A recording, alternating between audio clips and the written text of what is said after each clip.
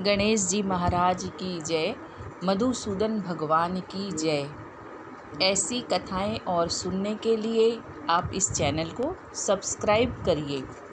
वैशाख मास अध्याय 5 महात्म्य। नारद जी कहने लगे, हे राजन, वैशाख मास सब धर्मों, सब प्रकार के वर्षों, सब महीनों से और सब दानों से अधिक क्यों है? हे महाप्राज्ञ, अब मैं तेरे सामने कहता हूँ, तो ध्यान से सुन। जब सब युगों का अंत होता है, तब सब देवताओं के राजा शेषशायी विष्णु भगवान संपूर्ण लोक जीवों को अपने उदर में समेट समुद्र में शयन करते हैं और योग माया के प्रताप से अनेक एकता को प्राप्त होते हैं एवं एक निमेष व्यतीत होने पर वेद प्रार्थना करके भगवान को जगाते हैं। तब भगवान ने अपने उदर में स्थित जीवों की रक्षा की और उन्हें अपने अपने कर्मों का फल देने के लिए सृष्टि को रचने का मन में विचार किया। तब विष्णु भगवान की नाभि से त्रिलोकी का आधार रूप सुवर्णमय कमल उत्पन्न हुआ। उसी कमल से विराट पुरुष रूपी ब्रह्मा उत्पन्न हुए। फिर भगवान ने उस विराट पुरुष में 14 भुवन उत्पन्न किए, जिनके भिन्न भिन्न प्रकार के कर्म और आशय हैं। ऐसे अनेकों प्राणियों के समूह रचे। फिर सत, रज, तम तीनों गुण, प्रकृति, मर्यादा और भुवनों के स्वामी रचे। तत्पश्चात वर्णाश्रम के विभाग करके धर्म की कल्पना करते हुए चारों वेद, तंत्र, स्मृति, पुराण, इतिहास रचकर धर्म की रक्षा कर निमित्त इनके प्रवर्तक ऋषि प्रकट किए। इन ऋषियों ने अलग अलग वर्णों के अलग अलग धर्म प्रवृत्त किए। उन पर संपूर्ण प्रजा श्रद्धा करने लगी।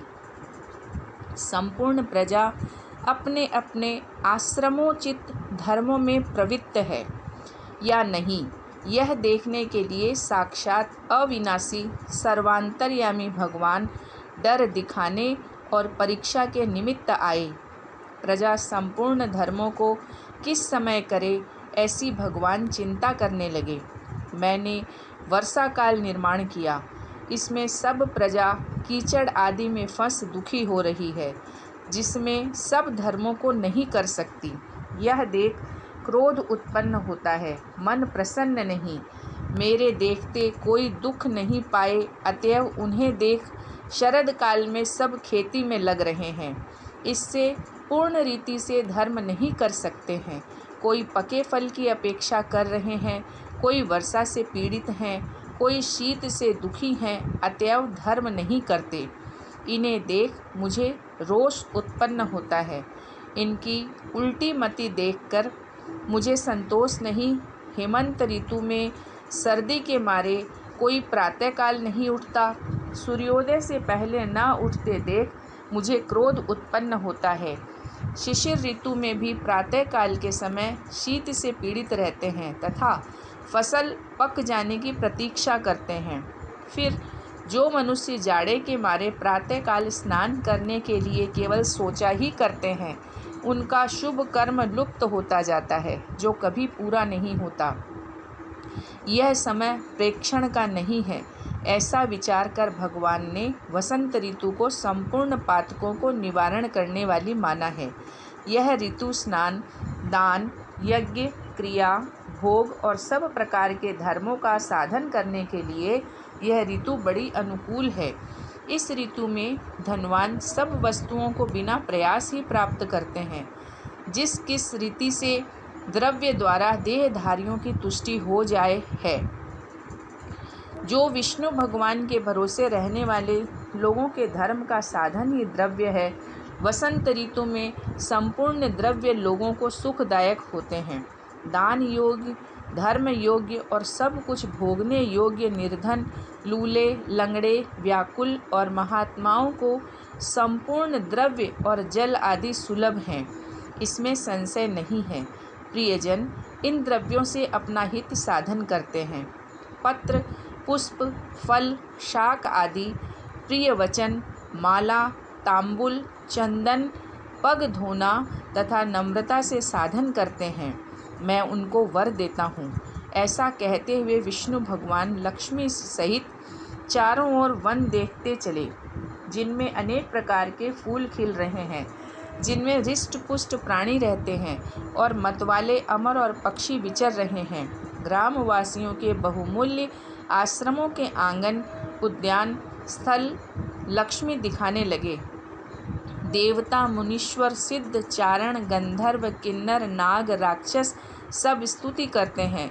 वर्णाश्र प्रवासियों के घरों में जाकर मीन की संक्रांति के कर्क की संक्रांति तक लक्ष्मी जी और सब देवताओं और मुनियों सहित भगवान रह करके लोगों के कर्मों का निरीक्षण करते हैं।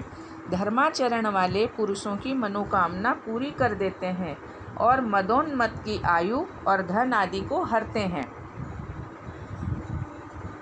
जो वैशाख में भगवान की पूजा करते हैं तथा उनके चल मूर्ति रूप साधु महात्माओं की सेवा करते हैं तथा अन्य महीनों में नहीं करते, उनके अपराध को भगवान क्षमा कर देते हैं। जैसे अपने देश में आए हुए राजा को देख उस देश के निवासी मनुष्य बहुमूल्य भेंट पूजा लेकर राजा की पूजा करते हैं, तब राजा पूजा के आकार आदि द्वारा जान लेता है कि अमुक की सेवा पूरी है, अमुक की न्यून है। जो पूजा अधिक होए तो प्रसन्न होए कर निश्चय ही उसे मनोवांछित फल देता है, और जिनकी पूजा सेवा ठीक नहीं है उन्हें दंड देते हैं। ऐसे ही विष्णु भगवान वैशाख मास में जो अच्छी रीति से पूजा करते हैं उन्हें मनवांछित फल देते हैं, और जो नहीं करते हैं उनके धन आदि को हर लेते हैं। धर्म के रक्षक देव सारंग पाणी विष्णु भगवान इस मास में प्राणी की परीक्षा करते हैं, इसलिए यह महीना सबसे उत्तम है। बोलो मधुसूदन भगवान की जय।